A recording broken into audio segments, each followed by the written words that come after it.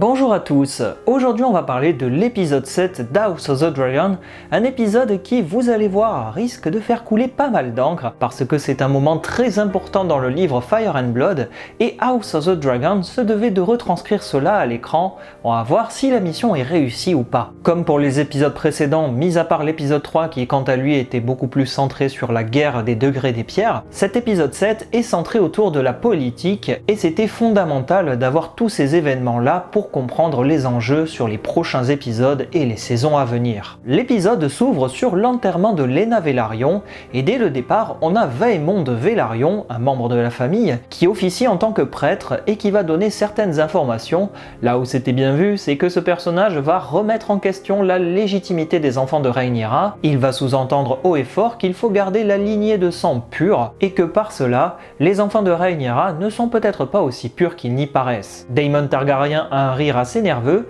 et c'est vrai que l'enterrement était très bien mis en scène. J'ai beaucoup apprécié le fait qu'on voit la pierre qui tombe à l'eau, que les Velaryon rendent hommage à la mer et qui sont enterrés comme ça. Ça permet là aussi de montrer que c'est une famille maritime et que, à l'inverse des Targaryens qui sont consumés par le feu des dragons sur des bûchers funéraires, là les Velaryon s'en retournent à la mer pour revenir auprès du roi Triton. C'est là aussi toute une subtilité puisque les Velaryon à l'époque de Valyria n'étaient pas des seigneurs dragons à l'inverse des Targaryens et de fait ils n'ont peut-être pas tout ce lien avec les dragons, mais on va le voir, il y a quand même des Velaryon qui sont capables de monter des dragons, notamment Laenor et Laena Velaryon, puisqu'ils ont tous les deux du sang de seigneur dragon avec Rhaenys Targaryen leur mère, ils peuvent donc créer un lien avec les dragons. Mais bon, de mon côté je reste quand même persuadé que peu importe la famille, que ça soit Targaryen, Velaryon ou Celtigar, à partir du moment où on a du sang valyrien dans ses veines, on peut prétendre à avoir un dragon. Et la longue scène qui fait suite aux funérailles de Laena Velaryon est très importante là aussi dans les livres, puisque dans Fire and Blood, on nous indique que le roi Viserys Targaryen est présent avec toute sa cour, et que à partir du moment où il s'en va, les tensions redoublent de plus belle. À l'inverse, quand il est présent, tout le monde fait profil bas pour éviter d'attiser les conflits. Et c'était très bien mis en scène tout au long de cette séquence. Les deux clans, c'est-à-dire les Noirs avec Rhaenyra et les Verts avec Alicent, vont passer leur temps à s'observer pendant cette longue séquence. Les regards sont affûtés, la tension est palpable, et on a le roi au milieu de tout ça qui ne sait absolument pas où donner de la tête, et c'était très bien vu de séparer un petit peu les clans d'un côté et de l'autre. Ça permet de montrer qu'il y a une réelle fracture entre les enfants, mais aussi entre les parents et leurs grands-parents. Ce moment est aussi l'occasion d'avoir affaire à certains personnages qui vont discuter entre eux, et là où c'était pas mal, c'est que Aelena Targaryen, la fille de Alicent et Viserys, va parler un moment en prenant une araignée dans sa main, et au départ quand elle parlait, je vous avoue que je comprenais pas très bien, parce que c'est vrai que depuis le départ, ça fait le deuxième épisode qu'on voit ce personnage, ils ont essayé de donner une certaine dimension un peu mystique à ce personnage, en lui faisant parler en énigme, avec quelques foreshadowing sur le futur devenir des personnages. Par exemple, Aemond Targaryen, dans l'épisode précédent, elle disait pour gagner un dragon, il va devoir perdre un œil. Effectivement, la prophétie entre guillemets s'est réalisée, donc à voir si ce personnage fera office un petit peu de Mélisandre en vert ou pas du tout, mais en tout cas c'était pas mal parce que quand elle prend l'araignée, je pensais qu'au départ cette araignée était Larys Fort, une sorte d'animal qui va tisser sa toile entre le clan des Verts et le clan des Noirs pour essayer de déverser son venin et ainsi empoisonner l'atmosphère. Mais au final quand j'ai revu la séquence, Aelena parle en réalité d'une araignée qui tisse des fils noirs et des fils verts et que ces fils vont avoir des fils, donc c'était pas mal en plus parce que je pense que c'est en réalité une allusion à toute la saga dans sa globalité, c'est-à-dire qu'en réalité le métier à tisser et celui qui pose sa main dessus c'est Viserys le roi, c'est lui qui tire les ficelles entre guillemets et qui est le centre d'où part la structure et la construction de ce tissu, et que sans le vouloir, son métier à tisser a donné naissance à des fils noirs et des fils verts, c'est-à-dire les deux clans qui actuellement se disputent sous les yeux du roi. Les enfants des Verts sont très particuliers, on a Aelena qui parle en énigme, Aegon qui est totalement dépité avec sa sœur entre guillemets épouse parce qu'il lui est promis en mariage, et Aemond qui est quant à lui beaucoup plus intéressé par les dragons et qui va entendre le chant de Vhagar dans le ciel. Donc c'était assez malin de montrer tout cela et que les personnages ont déjà leur psychologie qui leur est propre. Et toute cette longue séquence n'est en réalité qu'un prétexte pour montrer qu'en fait chaque clan essaye de rester digne. On a tout d'abord Otto Hightower qui va chercher son petit-fils Aegon et qui le ramène alors qu'il est en train de se saouler en bas des escaliers. Il doit faire bonne figure et ne pas montrer un quelconque signe de désintérêt ou de déchéance qui pourrait fragiliser son clan. Il en va de même pour les enfants de Rhaenyra et qu'ils doivent être eux-mêmes convaincus qu'ils sont des Velaryon parce que s'ils ne le sont pas, ça risque de fragiliser là aussi leur position. Et c'était très bien vu de montrer qu'en fait il y a un rapprochement entre ceux de Daemon et Rhaenyra. Ça permet de montrer que ce clan commence à se structurer alors que dans l'épisode précédent il était relativement fracturé. Et toute la séquence après les funérailles n'est là que pour montrer le jeu de dupes entre Rhaenyra et Alicent. Les deux clans s'observent mais ils ne disent rien. Pas mal de montrer qu'en fait Alicent elle passe son temps à observer, essayer de voir ce que se disent les personnages, essayer peut-être de capter des regards. Elle va essayer de fuir également Larys Fort, ce personnage qui la met un peu mal à l'aise, mais pas tant que ça parce qu'à la toute fin de l'épisode, elle va discuter avec lui et lorsqu'il lui soufflera l'idée de se venger, elle va dire non, je préfère garder l'information pour l'instant, on va attendre et je suis contente de pouvoir compter sur vous et de savoir que vous êtes totalement dévoué à ma cause. Donc là aussi, on voit que le clan des Verts est totalement structuré. Le personnage de Larys Fort est quant à lui bien présent et il va être un atout de poids pour la reine et son groupe. Et Corlys, lui aussi, il est un petit peu chancelant, il n'arrive pas totalement à définir à quel clan il appartient, mais là où c'était intéressant, c'est qu'il voit son fils totalement désemparé après la mort de sa sœur, et il va charger Qarl Correy de s'occuper de lui, là aussi pour montrer que Laenor Velaryon doit rester digne de son rang, et qu'il ne faut pas laisser transparaître la moindre faiblesse qui pourrait affaiblir là aussi sa position. De toute manière, il le dit lui aussi un peu plus tard lorsqu'il discutera avec son épouse Rhaenys Targaryen, il est toujours frustré par la décision du Conseil de l'An 101, où Rhaenys n'a pas été désignée reine et que c'est son cousin Viserys qui l'a été. Et là où c'est intéressant, c'est que Corlys va plutôt proposer de mettre en avant les enfants de Laenor Velaryon pour ne pas encore une fois fragiliser sa position, alors qu'à l'inverse, Rhaenys va dire non, je préfère faire honneur à ma fille qui a eu des entre guillemets vrais enfants avec Daemon, plutôt que de laisser sous-entendre que Rhaenyra a eu raison de cocufier notre fils et que ses enfants pourraient prétendre à notre héritage. Donc il y a toute cette question de l'héritage qui ressort, et c'est vrai que c'est pas mal de montrer que on a l'opposition même au sein d'un couple entre deux visions, l'une qui se veut beaucoup plus protectrice de sa famille et de la pureté entre guillemets du sang, et l'autre qui veut sauver les apparences et qui se dit que c'est plus important d'avoir un nom plutôt que du sang, et que c'est là toute la subtilité de la scène. L'histoire se souviendra du nom mais pas forcément du sang, et c'est totalement vrai puisqu'on l'a déjà vu dans l'histoire, des bâtards sont capables d'être érigés au rang de seigneurs, notamment Orys Baratheon, le fondateur de la maison Baratheon, qui serait en réalité le demi-frère bâtard d'Aegon Targaryen le Conquérant, qui a pu vaincre le roi de l'orage Argilac Durandon et épouser sa fille, et de fait devenir le seigneur de l'orage. Donc effectivement, on se souvient qu'Orys Baratheon est un fondateur de la maison Baratheon, mais on oublie très vite qu'il est peut-être prétendument un bâtard. Donc c'est vrai, Corlys a totalement raison là aussi, on ne se souvient pas d'Orys Baratheon parce qu'il est un bâtard, mais plutôt parce qu'il l'a fait et comment il a marqué l'histoire et ainsi devenu un des seigneurs de Westeros. Donc c'était peut-être là toute la subtilité de cet échange entre Rhaenys et Corlys Velaryon, et c'était bien vu de montrer qu'il y avait une opposition entre pureté du sang et lignée du nom. Un problème entre guillemets qui se pose aussi entre Rhaenyra et Daemon, qui vont discuter tous les deux sur une plage avant de tomber dans les bras de l'autre, et c'était pas mal de montrer que Rhaenyra, elle a cette volonté de restructurer son clan, et qu'elle sent qu'avec Laenor Velaryon, elle n'y parviendra peut-être pas, et que c'est son oncle Daemon qui représente cette force et qui sera capable de lui permettre d'arriver à ses fins en construisant quelque chose de suffisamment solide pour s'opposer à la grande tour des Hightower qui quant à elle est déjà bien construite. Par la suite, on a une scène des livres très connue où Aemond Targaryen va essayer de dompter la grande Vhagar qui est depuis 100 cavalières suite à la mort de Laena Velaryon, et là où c'était très bien montré, c'est qu'en fait Aemond avance petit à petit, il repère le dragon au loin, il s'avance, il voit qu'elle dort et il va s'approcher d'elle, mais lorsque le dragon se réveille, il n'est pas totalement serein, et c'était totalement logique puisque ce dragon est l'un des plus grands de la saga. Il y a tout un débat qui passionne les fans, moi je vous avoue je m'en fiche un peu, la taille de Vhagar ou de Balerion est quant à elle sujette à énormément de débats. Les livres disent que Vhagar est presque, donc on peut dire qu'elle est quasiment aussi grosse que Balerion sur la fin de sa vie, mais que effectivement lorsqu'on compare la tête des deux dragons et notamment leurs crânes qui sont entreposés dans le donjon rouge, il semblerait que les dragons n'ont pas la même taille. Donc oui, effectivement, peut-être que Balerion est le plus grand dragon jusque-là, même si à relativiser,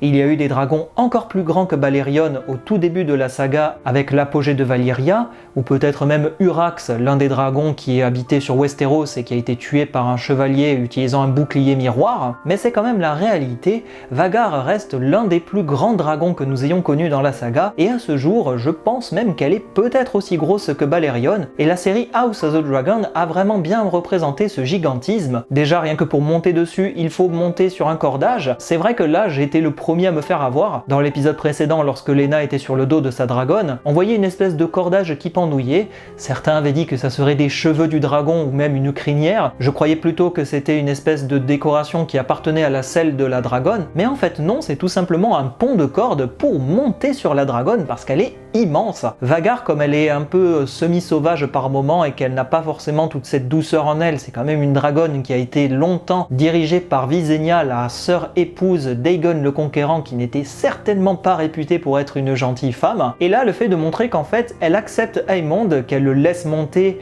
que d'abord elle va se montrer un petit peu préoccupée et qu'elle veut lui faire comprendre qu'elle n'est pas totalement décidée à se laisser dompter, c'était très bien vu de montrer que le lien se crée dès le départ, notamment avec Aemond qui va lui parler en valyrien et qui va lui dire de se calmer avant de remonter dessus. J'ai beaucoup apprécié cela. En plus, on a vraiment tous les éléments de comparaison pour faire les comparaisons de taille sur les dragons, que ça soit ailes déployées, au sol, à terre, la taille de la patte, il y a tout. Et on voit que c'est vraiment un dragon magnifiquement gigantesque. J'ai beaucoup apprécié ce bal nocturne parce que dans le livre, il est dit que Vhagar ne se laisse pas totalement faire et que Aemond monte dessus et qu'il manque quasiment de tomber et d'être désarçonné. Donc ça montrait là aussi que dompter un dragon, ce n'est pas donné à tout le monde et qu'il faut s'armer de patience et tenir sur sa position pour ne pas finir écrasé ou pire, cramé. Là aussi, je tiens à le préciser parce que vous êtes encore beaucoup à faire cette entre guillemets erreur, les Targaryens ne sont pas immunisés contre le feu. J.R.R. Martin a dit que pour Daenerys Targaryen, c'était un miracle inexpliqué et vous allez voir dans le reste de la saga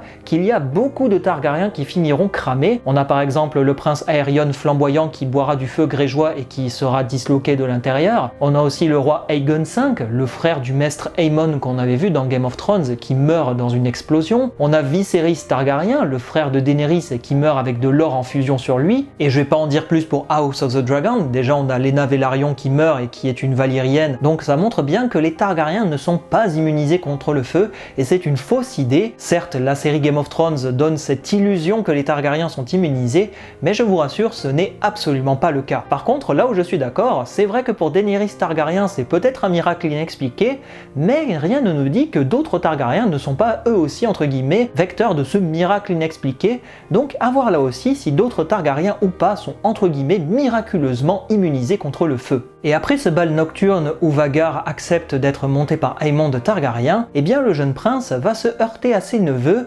notamment les enfants de Daemon et ceux de Rhaenyra qui le surprennent en train de descendre de la dragonne. Et là où c'était bien fait, c'est qu'en réalité, dans le livre, la querelle n'est pas totalement de la même façon, mais vous êtes là aussi habitués, c'est que le livre a plusieurs versions et qu'il faut aussi prendre un petit peu de recul par rapport à ça. Par contre, c'est vrai que ce moment était très bien retranscrit, le fait que Aemond arrive à maîtriser tous ceux qui se dressent sur sa route et qu'il va les frapper, les brutaliser, les insulter, c'était rondement mené et ça permettait de mettre en lumière cette séquence très tendue dans le livre. Et là où c'était encore plus bien vu, c'est que la suite nous permet d'avoir les réelles tensions qui vont s'exacerber aux yeux du public. On a désormais vu la querelle au niveau des enfants, maintenant elle va se transmettre aux parents et ainsi aux grands-parents. On a le roi Viserys qui est assis sur le trône de bois et qui va faire figure d'autorité en essayant de confronter les visions pour mener entre guillemets son enquête et savoir d'où les rumeurs persistent. Et là où c'était très intéressant, c'est que Aemond va couvrir sa mère et il va faire porter le chapeau à son frère Aegon. L'enfant protège sa mère parce qu'il sait qu'elle est en danger et que si c'est le cas, le roi risque quant à lui d'être très agacé de voir que les conflits sont attisés depuis son épouse. On a vraiment une fracture entre les deux clans, ceux de Rhaenyra d'un côté et d'Alicent de l'autre. On a le roi qui est entre les deux et qui n'arrive pas totalement à jongler et à savoir de quoi il en est. Et là où c'était bien vu, c'est que le roi va faire entre guillemets figure d'autorité et il va encore une fois, comme je l'ai dit pour les précédents épisodes, choisir la position qui est la plus conciliante entre les deux clans pour éviter là aussi que les conflits s'enveniment. Il va dire que tous ceux qui remettent en question la paternité des enfants de Rhaenyra vont perdre leur langue. A l'inverse, il ne donne pas totalement satisfaction du point de vue des enfants d'Alicent et c'est cette ambiguïté qui fait que Alicent va quant à elle prendre position pour ses enfants parce que pour elle des excuses ça ne suffit pas et elle réclame l'œil d'un des enfants de Rhaenyra Rhaenyra, chose que le roi n'est absolument pas disposé à faire, et elle va montrer réellement qu'elle est une nouvelle figure d'autorité en faisant appel à Criston Cole qui quant à lui refuse entre guillemets d'exécuter l'ordre, et elle va faire elle-même justice, ça me rappelle un petit peu Game of Thrones où ceux qui rendent le jugement doivent porter l'épée, et elle va prendre la dague de Viserys et se ruer sur les enfants de Rhaenyra pour essayer d'ôter l'œil d'un des enfants. Et là où c'était pas mal, c'est qu'en fait à partir de ce moment là où elle a dégainé le couteau, eh bien toutes les querelles sont totalement exposées, la fracture est totale entre les deux clans. On a Daemon qui va retenir Criston Cole puisque ce dernier est capable du pire lorsqu'il laisse libre cours à sa colère. On a Rhaenyra et Alicent qui se font face et j'ai beaucoup apprécié cela, l'opposition entre les noirs et les verts avec le feu en arrière-plan, la dague qui est entre les deux et qui matérialise totalement cette opposition, le fait que Rhaenyra saigne et qu'elle se fasse entailler par son ancien ami, là aussi c'était très important de montrer que la fracture est maintenant entre guillemets gravée dans le sang. Et en plus, comble du comble, il y a une citation du livre qui est totalement importante, c'est que Aemond va dire tout simplement « J'ai perdu un œil mais j'ai gagné un dragon, c'est un marché équitable et je m'en contenterai ». Donc là on a une version du livre qui est très bien mise en scène, les enjeux qui sont exposés, les personnages qui révèlent leur jeu et le roi Viserys qui est entre les deux, qui n'a plus aucune autorité, ses propres enfants se déchirent en fonction du clan auquel ils appartiennent. En tout cas une chose est sûre, après cette grande querelle, la suite ne sera clairement plus comme avant. On a également une discussion entre Otto Hightower et Alicent, et là où c'était bien mis en scène, c'est que Otto Hightower est satisfait de voir sa fille mener le jeu des trônes et qu'elle prend part entre guillemets à ce jeu politique. Lorsqu'ils se sont quittés, les deux personnages étaient plutôt dans une relation assez distante. Otto Hightower jouait le jeu de la politique et il conseillait sa fille d'en faire autant en préparant Aegon à régner, et je constate qu'il est content de voir sa fille être ainsi, même si il sous-entendait que la colère c'est très bien mais qu'il faut faire profil bas maintenant, et que certes les tensions sont exacerbées aux yeux du public, mais que à l'inverse Aemond a réussi un exploit en arrachant Vhagar au service de son clan et que c'est un atout non négligeable. Donc là Otto Hightower fait preuve de lucidité, il comprend que par le sang il a réussi à avoir l'un des dragons les plus puissants derrière lui et que de fait c'était un échange plus qu'équitable et que si c'était à refaire il n'hésiterait pas parce que Vhagar ça reste quand même une arme de destruction massive qui leur sera très utile peut-être pour la suite. Et on a enfin ce pauvre Laenor Velaryon qui propose de revenir sur le devant de la scène en disant à son épouse qu'il va vraiment jouer ce rôle et qu'il va même peut-être essayer d'être encore plus présent, mais Rhaenyra ne l'entend pas de cette oreille et elle va souffler l'idée à Daemon qu'il faudrait qu'elle se débarrasse entre guillemets de Laenor Velaryon pour qu'enfin ils puissent tous les deux se marier et ainsi former un nouveau groupe et un clan beaucoup plus restructuré et fort, contrairement à ce qu'il est entre guillemets actuellement. C'est donc logiquement que Daemon va mettre en scène la mort de Laenor Velaryon en demandant à son ami Qarl Corey d'essayer de mettre en scène cette mort sous les yeux d'un témoin pour qu'enfin Rhaenyra puisse être déliée de ce mariage avec Laenor Velaryon qui entre guillemets l'entrave. Pour la mort de Laenor Velaryon, on a effectivement 3 versions qui s'affrontent dans le livre Fire and Blood encore une fois, et là c'est la version entre guillemets la plus exotique, c'est celle du bouffon champignon qui est mise en avant, avec tout ce plan pour faire croire à la mort de Laenor Velaryon, qui en fait s'est enfui avec Qarl Corey sur un bateau pour peut-être partir de l'autre côté du détroit. Donc là aussi, affaire à suivre si peut-être la version du bouffon champignon va au bout ou pas du tout. En tout cas c'était bien fait, et je pense que Daemon ne va pas aller au bout par respect entre guillemets pour Laena Velaryon, même si, on l'a déjà vu, il n'est pas à son coup d'essai et il serait totalement capable de tuer Laenor Velaryon, mais tout cela était une mise en scène essentielle pour aboutir au mariage entre Daemon Targaryen et sa nièce Rhaenyra Targaryen, un mariage célébré dans le sang, et j'ai beaucoup apprécié toutes les symboliques autour de ce mariage, le fait qu'il n'y a que les enfants de présent avec le maître, pour montrer là aussi que le clan de Rhaenyra est encore très jeune et qu'il n'est pas totalement structuré, il lui manque des alliés de poids, et je suis sûr que l'épisode 8 arrivera à nous montrer toute cette construction du clan de Rhaenyra, pour montrer que là aussi, le clan de Rhaenyra est capable de se structurer malgré les tempêtes. C'était un épisode très centré sur la politique, avec beaucoup de choses très intéressantes, et des choix faits sur certaines versions du livre par rapport à d'autres, donc on est dans la pure tradition de ce que House of the Dragon nous a offert jusque-là. En tout cas, une chose est claire à ce niveau, lorsqu'il y a plusieurs versions qui s'affrontent, on ne sait pas laquelle va être. Sûr qu'on aura pas mal de choses à dire jusque-là, parce que chaque épisode permet d'accentuer les fractures entre les deux groupes qui aujourd'hui s'affrontent ouvertement pour l'héritage de Viserys. Merci beaucoup à vous d'être restés jusqu'au bout, et on se dit à la semaine prochaine pour l'épisode 8 d'House of the Dragon. Salut à vous!